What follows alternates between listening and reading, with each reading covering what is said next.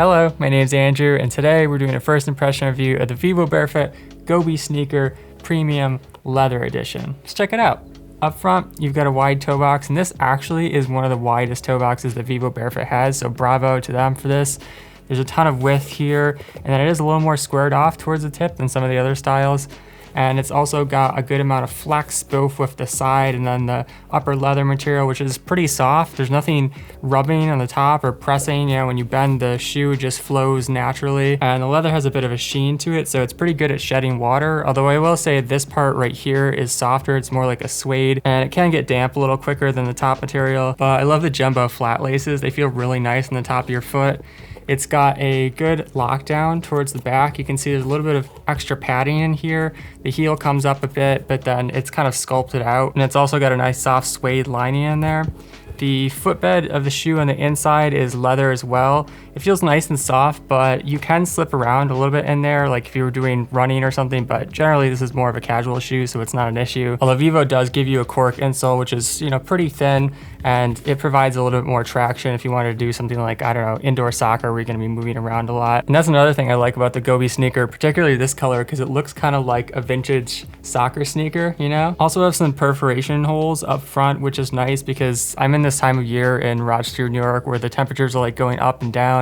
They've been up as high as like 55 and down as low as 35, and the shoe feels pretty good for both. I think if you got up to like 80 degrees, it might start to get sweaty because any closed toe leather type of shoe is not going to breathe as well as something like Vivo's performance type shoes where they've got the mesh on top. Although I do love how high the sole wraps around. I have the same thing on my GOBI winter boots, and it's really nice for going through puddles and stuff like that because although it's not completely proof, this portion here is waterproof, and it can handle pretty much anything except for maybe really deep puddles or just a complete downpour. In terms of the sole, it's 3.7 millimeters, so super thin, has a ton of really good flexibility, but some nice protection too. The Vivo logo here is made from a bit denser rubber, so when your foot's coming down, this is one of the key wear spots. So even though it's a thin sole, it does help extend the durability a little bit. And then overall, the GOBI is just one of my favorite soles because it feels so natural, and it's got a decent amount of tread for going on pavement, and the rubber is pretty tacky. Also, one last note from the Vivobarefoot GOBI sneaker is that it's made from 98% natural materials, which is awesome. If you want a vegan option, this is the Vivobarefoot GOBI Sneaker Premium Canvas Edition. It's basically the same thing, but with a plant-based upper, and it's 100% organic, and then also has a faux leather edging here, which is very convincing. It's hard to tell that that's not leather. It even feels and sounds like real leather because it's made from natural materials, so it doesn't have that kind of fake plasticky vibe that some of these vegan materials do. And overall canvas is pretty water resistant, especially if you add some beeswax to it on a regular basis, but it's not quite as water resistant as the kind of sheen leather on the GOBI leather version. If you want a casual training hybrid, this is the Vivobarefoot Asana. It's pretty similar, but it has a little bit lower wraparound for the sole compared to the GOBI's, which makes it lighter, a little bit more flexible, more agile feeling for doing workouts and stuff like that. They've cut a little bit deeper notch here, so you get some really good movement on the shoe. And then it's got a combination leather and wool upper, so again, more flexible, more stretchy, a lot of really good room here, a bit more squared off, and also has a slip-on upper, which is really convenient if you're using it for lots of different things and you want to take the shoe on and off all the time. I would say the breathability is maybe a little bit better than the GOBI sneaker because this material here is thinner, and especially when you start to flex it, you can see that they've perforated it, but overall they're all good for multiple seasons. In terms of the sole, it's 4 millimeters, so technically thicker than the GOBI sneaker, but it actually is more flexible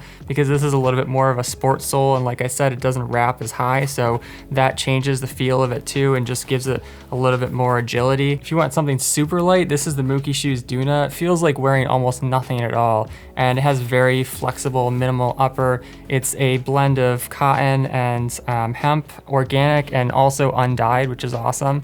The toe box has a wide shape, but then because there's so much upper material and the sides are so bendy, it actually becomes extra wide and fit pretty much any foot shape. That said, I do like the extra height here because I've tried some of their lower styles like the Jasper, and because my feet are more medium width, I felt like I was slipping around in them. But with the Duna, this part here holds your heel in place better so that you can have more room in the front of the shoe without feeling like it's too sloppy. And for the sole, it's 3.5 millimeters. So like I said, super light, incredibly flexible, adjustable in every direction. Plus the lugs are kind of rounded, so even though it's a really thin sole, it actually helps resist a lot of wear because it just rolls down smoothly instead of rubbing away. Finally, if you want a casual trail hybrid, this is the Softstar Primal RunAmoc. They also have a Dash RunAmoc. This one is the extra wide toe box. The Dash is the one that has a little bit more taper to it. But the cool thing about Softstar is that you can customize a lot of their shoes. And so like I've chosen this green and this accent here, and then the kind of blue teal,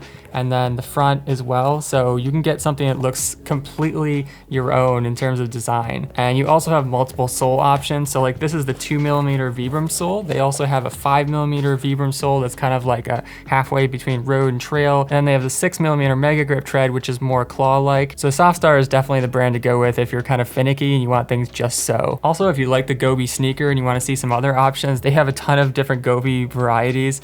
This is the boot, the warm lined. And then they also have like the half cut, which is the original GOBI, kind of a desert boot. But yeah, a lot of really cool options to check out. All right, so that's my first impression of you, the Vivobarefoot GOBI Sneaker Premium Leather Edition, but I'll let you guys know how it goes in the long-term review. And in the meantime, if you'd like to support the channel, you can shop with the referral links down below. Browse and filter more products with the shoe finder tool at my website, barefootwear.org, or watch my zero drop transition video to learn more about barefooting. Finally, if you have a question about the Vivobarefoot GOBI Sneaker Premium Leather Edition or about barefoot shoes in general, let me know in the comments. Thanks for watching. Catch you next time. Peace.